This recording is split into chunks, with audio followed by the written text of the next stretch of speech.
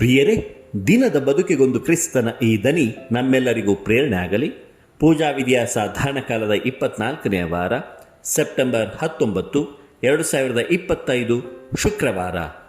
ಸಂತ ಲೂಕನು ಬರೆದ ಪವಿತ್ರ ಶುಭ ಸಂದೇಶದಿಂದ ವಾಚನ. 8ನೇ ಅಧ್ಯಾಯ 1-3 ವಚನಗಳು. ಆ ಕಾಲದಲ್ಲಿ ಯೇಸು ದೇವರ ಸಾಮ್ರಾಜ್ಯದ ಶುಭ ಸಂದೇಶವನ್ನು ಸಾರುತ್ತಾ ಪಟ್ಟಣಗಳಲ್ಲೂ ಹಳ್ಳಿಗಳಲ್ಲೂ ಸಂಚಾರ ಮಾಡಿದರು. 12 ಮಂದಿ ಶಿಷ್ಯರು ಅವರೊಡನೆ ಇದ್ದರು. ದೆವ್ವಗಳ ಕಾಟದಿಂದಲೂ ರೋಗ ರುಜಿನಗಳಿಂದಲೂ ಬಿಡುಗಡೆ ಹೊಂದಿದ್ದ ಕೆಲವು ಮಹಿಳೆಯರು ಅವರ ಜೊತೆಯಲ್ಲಿದ್ದರು. ಅವರಾರೆಂದರೆ 7 ದೆವ್ವಗಳಿಂದ ವಿಮುಕ್ತಳಾಗಿದ್ದ ಮಗ್ದಲದ ಮರಿಯಳು, ಹೆರೋದನ ಅರಮನೆಯ ಮೇಲ್ವಿಚಾರಕನಾಗಿದ್ದ ಕೂಜನ ಪತ್ನಿ ಯೋವಾನಳು, ಅಲ್ಲದೆ ಸುಸಾನಳು ಮತ್ತಿತರ ಅನೇಕರು.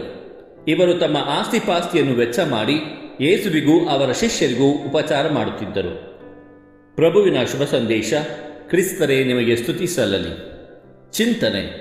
ದೇವರ ರಕ್ಷಣಾ ಚರಿತ್ರೆಯಲ್ಲಿ ಮಹಿಳೆಯರ ಪಾತ್ರ ಬಹಳಷ್ಟಿದೆ. ಪ್ರಭು ಯೇಸು ಕ್ರಿಸ್ತರಲ್ಲಿ ಆತ್ಮೀಯರೇ, ಮಹಿಳೆಯರು ಮೃದು ಸ್ವಭಾವದವರು. ಎಲ್ಲಿಯಾದರೂ ಪ್ರಾರ್ಥನಾ ಕೂಟವಿದ್ದರೆ, ಬಲಿಪೂಜೆ ಇದ್ದರೆ ಹೆಚ್ಚಾಗಿ ಸೇರುವವರೇ ಮಹಿಳೆಯರು. ಯೇಸು ಸ್ವಾಮಿಗೂ ಕೂಡ ಅನೇಕ ಮಹಿಳೆಯರು ಸಹಾಯ ಮಾಡುತ್ತಿದ್ದರು. ಅನೇಕ ಮಹಿಳೆಯರು ತಮ್ಮಲ್ಲಿದ್ದ ಶ್ರೀಮಂತಿಕೆ ಮತ್ತು ಸಂಪತ್ತಿನಿಂದ ಯೇಸುವಿಗೂ ಅವರ ಶಿಷ್ಯರಿಗೂ ಉಪಚಾರ ಮಾಡುತ್ತಿದ್ದರು. ಮಹಿಳೆಯರಲ್ಲಿ ಮಾತೃ ಹೃದಯವಿರುವುದರಿಂದ ದೇವರ ಕೆಲಸ ಕಾರ್ಯಗಳಲ್ಲಿ ತಮ್ಮನ್ನೇ ತೊಡಗಿಸಿಕೊಳ್ಳುತ್ತಾರೆ. ಇಂತಹ ಮಹಿಳೆಯರನ್ನು ಗೌರವಿಸಿ ಅವರಿಗೆ ಸ್ಥಾನಮಾನ ಕಲ್ಪಿಸಿದ್ದಲ್ಲಿ ಧರ್ಮಸಭೆ ಇನ್ನಷ್ಟು ಮುನ್ನಡೆ ಮತ್ತು ಸೇವಾ ಕಾರ್ಯ ಸಾಧಿಸುವುದರಲ್ಲಿ ಸಂಶಯವಿಲ್ಲ. ದೇವರು ನಮ್ಮೆಲ್ಲರನ್ನು ಆಶೀರ್ವದಿಸಲಿ. ಇದು ಧನಿ ಮಾಧ್ಯಮವನೆಯ ಕೊಡುಗೆ.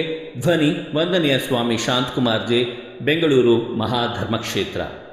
ಪ್ರಿಯರೇ, ಈ ಚಾನೆಲ್ ಅನ್ನು ಸಬ್ಸ್ಕ್ರೈಬ್ ಮಾಡಿ ಪ್ರತಿದಿನ ದೇವರ ವಾಕ್ಯವನ್ನು ಆಲಿಸುತ್ತಾ ಅದನ್ನು ಇತರರೊಂದಿಗೆ ಹಂಚಿಕೊಳ್ಳಲು ನಮಗೆ ನೆರವಾಗಿರಿ. ಧನ್ಯವಾದಗಳು.